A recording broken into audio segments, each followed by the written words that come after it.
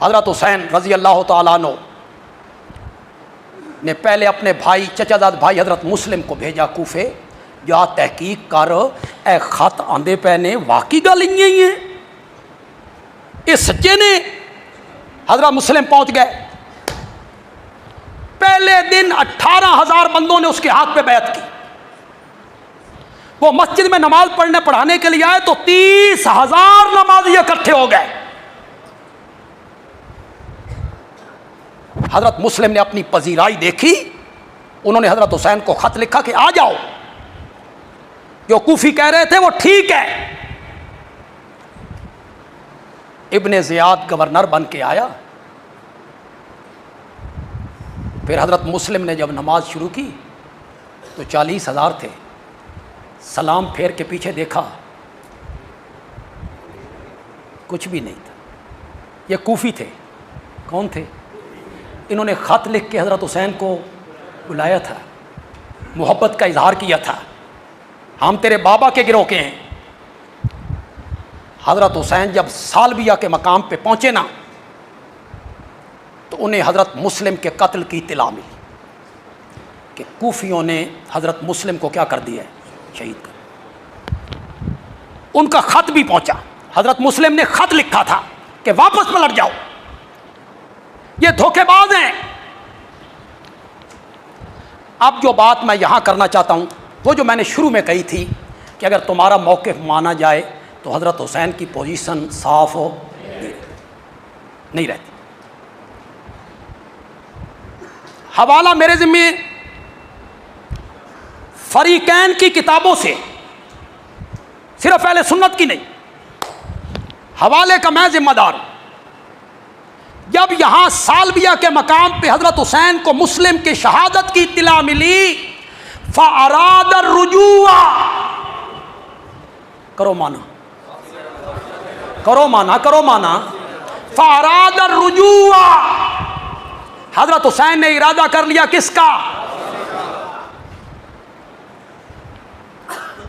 यहां बात नहीं करना चाहता हूं, आगे जाके करूंगा। मुस्लिम के भाई आड़े आ गए। मुस्लिम के भाइयों ने कहा नहीं, हमारे भाई को कत्ल किया गया, हम उस वक्त तक वापस नहीं जाएंगे जब तक अपने भाई का कत्ल का बदला नहीं। हज़रत हुसैन ने कहा मैं तुम्हारे साथ हूं। ठीक है, अब सच्ची सच्ची बात करो। हकायक बड़े कड़वे होते हैं। अकीदत को एक तरफ रख दें आप, हकीकत को एक तरफ रख दें, सच्ची सच्ची बात करो। जब हज़रत मुस्लिम के कत्ल की शहादत की इत्तला हज़रत सैयदना हुसैन रज़ी अल्लाह तआला अन्हु को मिली थी और उन्होंने रुजू का इरादा कर लिया था, मुस्लिम के भाइयों ने कहा कि नहीं, हम मुस्लिम के कत्ल का बदला लेंगे, तो ये अगला सफ़र किस मकसद के लिए था? बोलो बोलो, तुम फैसला करो, मैं नहीं करता। यहां से जो अगला सफ़र है वो किस लिए हो रहा है? अल-करा मकाम पे पहुंचे। देखें, पहले ज़माने में मंजिलें होती थी, काफिले मंजिल से इधर उधर नहीं ठहरते थे, मंजिल पे ठहरते थे। मंजिलें होती थी, मसलन 25 किलोमीटर पे मंजिल हो, मंजिल मुकर्रर थी उतनी जितना बंदा दिन में क्या कर ले, सफ़र। उस मंजिल पे घोड़े बांधने, ऊँटने बांधने, ऊँट बांधने, रहने सहने, कोई खाना पीना, उसका सामान होता था, वहाँ काफिले ठहरते थे। हर रोज़ एक मंजिल। सरगोदा से भुलवाल 45 किलोमीटर, सरगोदा से खुशाब 45 किलोमीटर, खुशाब से कैदाबाद 45 किलोमीटर, खुशाब से मियाँ वाली 45 किलोमीटर। ये मंजिलें होती थी। जब अल-करा पे पहुंचे ना, तो इब्ने साद का दस्ता आया। इब्ने ज़ियाद ने भेजा था, हज़रत हुसैन सैयदना हुसैन को समझाओ। इब्ने साद का दस्ता वहाँ पहुँचा और हज़रत हुसैन से मुलाकात की। देखो, उलमा बयान नहीं करते और आप गलतफहमी का शिकार रहते हैं। इब्ने साद के ख़िलाफ़ कितनी नफ़रत है लोगों के दिलों में। ये कौन है? इसका नाम उमर है। उमर इब्ने साद, ये कौन है? साद इब्ने अबी वक्कास का बेटा। साद इब्ने अबी वक्कास कौन है? फातेह ईरान। हुण ते तुहानूं समझ आ रही होएगी वे फातेह ईरान दे पुत्र नाल दुश्मनी की है। अब तो समझ आ रही होगी कि इसके बाबा ने क्या फतह किया था, ईरान।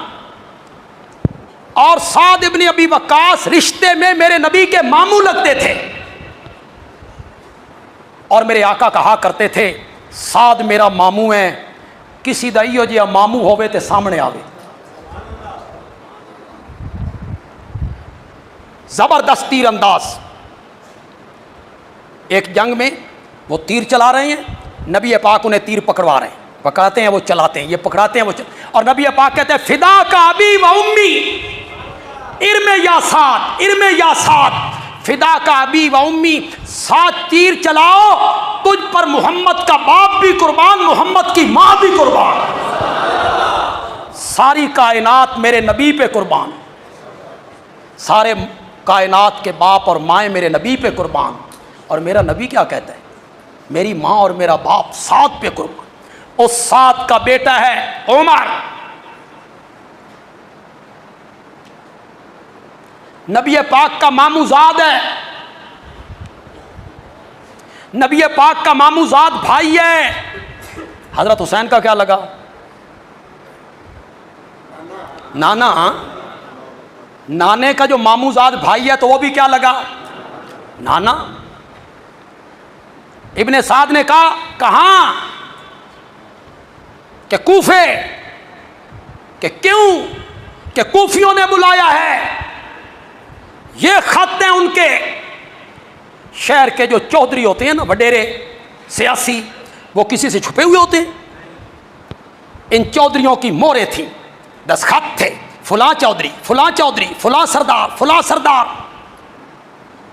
हजरत हुसैन ने वो खत पेश किए, ये खत हैं फुला सरदार के, फुला सरदार के। इब्ने साद ने कहा जिन चौधरियों के खत तुम्हारे पास है ना, वो मेरे दस्ते में देखो, सारे चौधरी मेरे नाल खलोते ने। हजरत हुसैन ने देखा वो सारे चौधरी उधर हैं। हजरत हुसैन ने एक एक का नाम पुकारा, ओ फुला, ओ फुला, ओ फुला, ओ फुला, ये तुम्हारे खत नहीं है, तुमने मुझे नहीं बुलाया। उन्ना क्या सन 5 तन दी सौ, हमने नहीं बुलाया, सन पता ही कोई नहीं। हो सकता है उनकी तरफ से जाली खतूत लिखे गए हों। शरारती लोग इस तरह करते हैं ना, शरारती लोग धोखा देने के लिए, हो सकता है जाली खतूत तैयार किए गए हों। उन्होंने कहा हमें कोई पता नहीं। यहां हजरत हुसैन को वो एक एक सहाबी याद आया जिन्होंने मक्के से निकलते हुए हजरत हुसैन को रोका था। इब्ने अब्बास याद आए, इब्ने उमर याद आए, अबू सईद खुदरी याद आए, अबू वाकिद लैसी याद आए, मोहम्मद इब्ने अली याद आए कि मेरे साथ धोखा हो गया, मेरे साथ धोखा हो गया, फरेब हो गया मेरे साथ। यहां हजरत हुसैन रजी अल्लाह ताला अन्हु ने इब्ने साद के सामने 3 शर्तें पेश की। जोर से बोलो। मैं कोई रेत की दीवार पे पांव रख के बात कर रहा हूं, यूं ही हवाई बातें कर रहा हूं। मैं ये कह रहा हूं रावी रावी आखदा, खैमे चू आवाज आई, मैं उस तरह की दलील दे रहा हूं। सुनो हवाले। आपको ये मेरी तकरीर नोट हो रही है फेसबुक के जरिए, इंशाल्लाह 1-2 दिन के बाद नशर हो जाएगी, यहां हर चीज महफूज हो जाएगी। 3 शर्तें पेश की हजरत हुसैन ने। कितनी शर्तें? किस किस किताब में लिखा हुआ है? आओ दलाइल के मैदान में बात करो, जुठलाओ हमारे हवालों को कि गलत हवाला पेश किया है बंदे आलवी ने, इनकार करो। अल इरशाद शेख मुफीद की शीन है, सफ़ा 210। अल इरशाद शेख मुफीद की सफ़ा 210 तलखीसुश्शाफी अबू जाफर तूसी शीन सफ़ा 188 जिल्द चौथी, एलामुल वरा तिब्रसी की सफ़ा 233, नासिखुत तवारीख मिर्ज़ा मोहम्मद तकी की सफ़ा 237 जिल्द छठी, बिहारुल अनवार मुल्ला बाकिर मजलसी की सफ़ा 446 जिल्द 10वीं, मकातिलुत तालिबीन अबुल फरज असफ़हानी की सफ़ा 75, मुंतहल आमाल अब्बास कुम्मी की सफ़ा 334 जिल्द पहली। ये सारे शीन। अब ज़रा दूसरी किताबों के हवाले पढ़िए। इब्ने जरीर तबरी सफ़ा 236 जिल्द छठी, अल बिदाया वन निहाया अल्लामा इब्ने कसीर सफ़ा 170 जिल्द 8वीं, अल कामिल इब्ने असीर सफ़ा 24 जिल्द चौथी, इब्ने खुल्दून सफ़ा 104 जिल्द दूसरी। 12 किताबों के बंदियालवी ने हवाले पेश किए हैं। उठाओ इसे। मोहम्मद अताउल्लाह बंदियालवी को सलाम है। वो फिरदादा रुपया लाए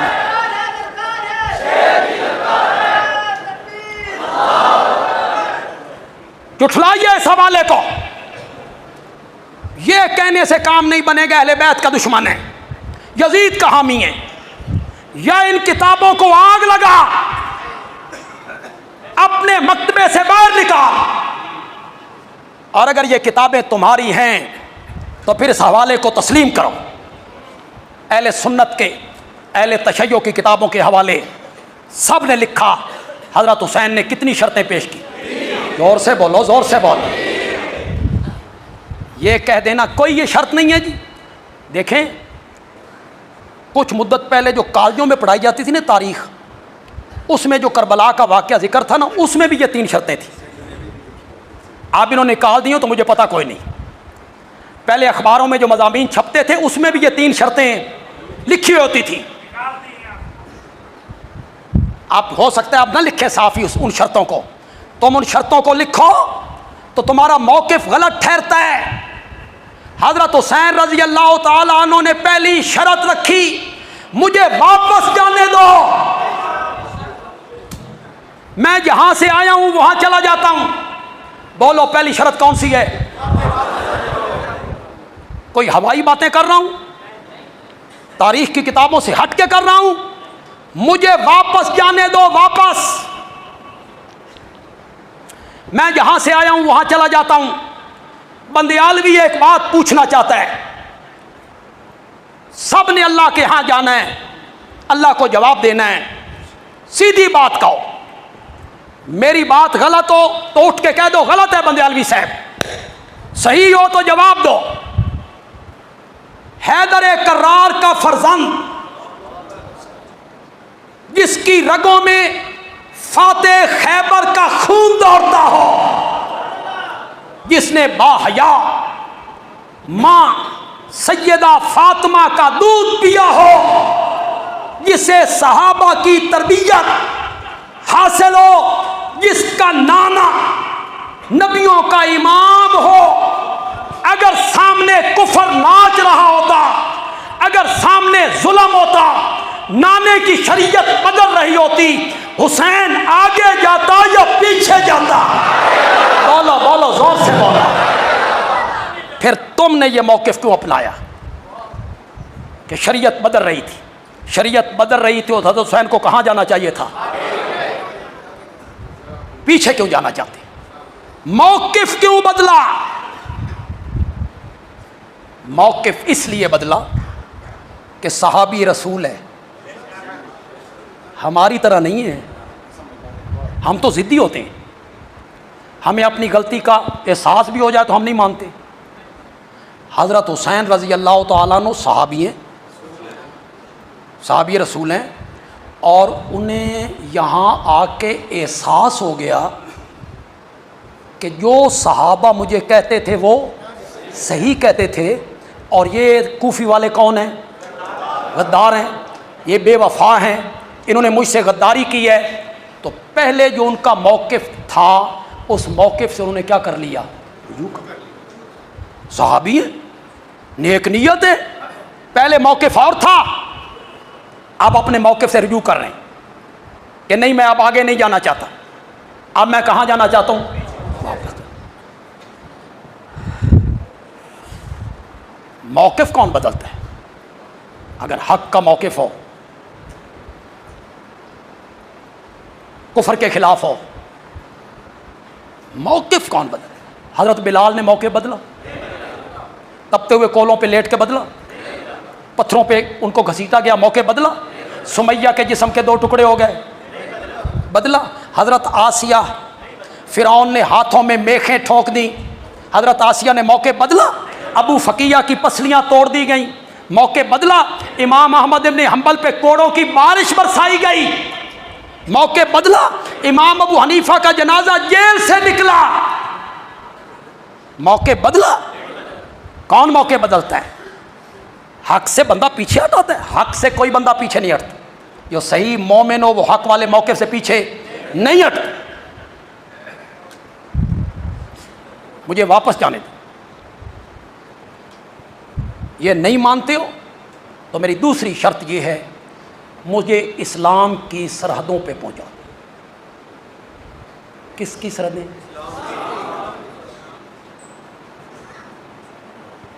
वो सरहदों को क्या कह रहे हैं?